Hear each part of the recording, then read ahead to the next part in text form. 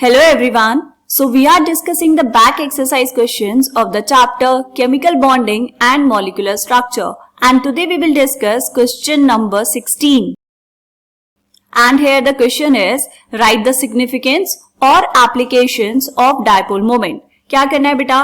आपको बताने हैं significance of dipole moment. तो उससे पहले हमें पता होना चाहिए कि dipole moment क्या होता है. क्या होता है बेटा dipole moment? देखो बेटा, हम यहाँ पर इसको देखेंगे एक एग्जाम्पल से. लेट्स से आपने लिया HCl.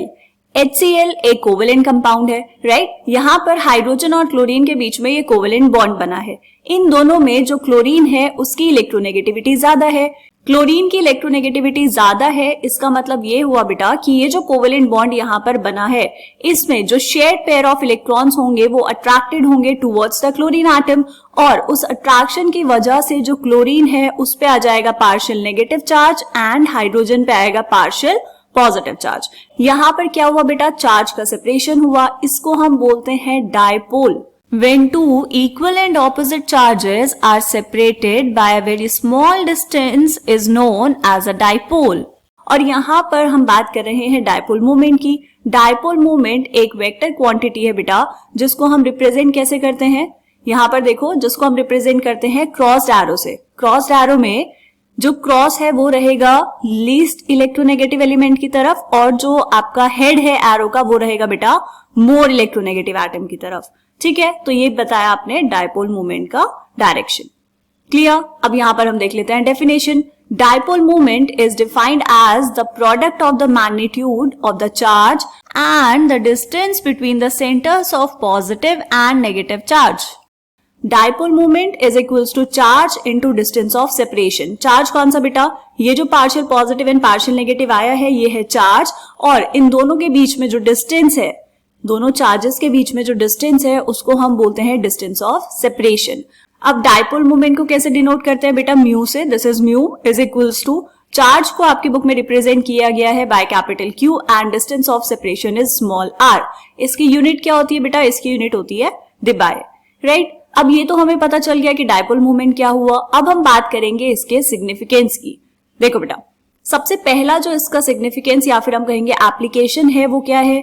To predict the nature of molecule, that is polar और नॉन पोलर. देखो बेटा, यहां पर जब चार्ज का सेपरेशन हुआ तो इसका मतलब क्या हुआ? जो मॉलिक्यूल है उसमें आ गई है पोलैरिटी. तो अगर म्यू की वैल्यू 0 आई है, अगर म्यू की वैल्यू क्या है बेटा? 0. डायपोल मोमेंट अगर 0 है तो इसका मतलब ये हुआ कि जो कंपाउंड है वो नॉन पोलर होगा. और अगर डायपोल मोमेंट की कुछ वैल्यू आ रही है, मतलब डायपोल मोमेंट की वैल्यू 0 नहीं है, mu is not equals to 0, इसका मतलब क्या हुआ कि कंपाउंड क्या होगा बेटा? पोलर होगा, राइट? उसके बाद नेक्स्ट एप्लीकेशन क्या है बेटा? To predict the molecular geometry. इस एप्लीकेशन पे हम देख चुके हैं बेटा क्वेश्चन नंबर 15.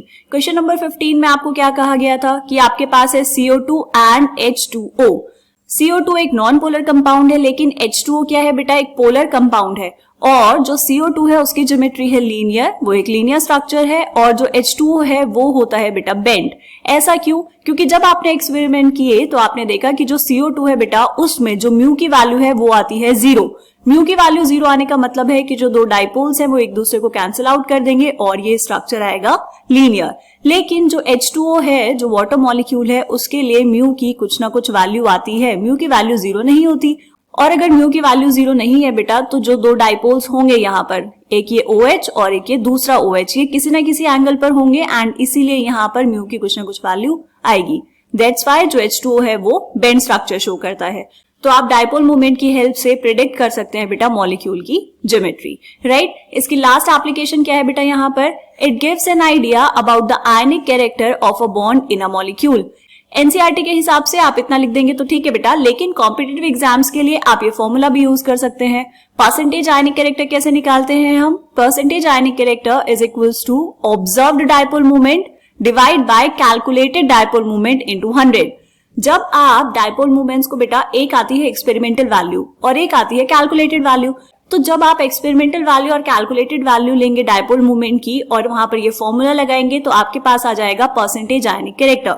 इसको सिर्फ कॉम्पिटिटिव एग्जाम्स में यूज किया जाता है. उसके अलावा जब आपको एप्लीकेशन लिखनी है तो आप सिर्फ लिख सकते हैं that it gives an idea about the ionic character of a bond in a molecule, right तो ये थे कुछ significance and applications of dipole moment. मिलते हैं नेक्स्ट क्वेश्चन में, तब तक के लिए बाय बाय।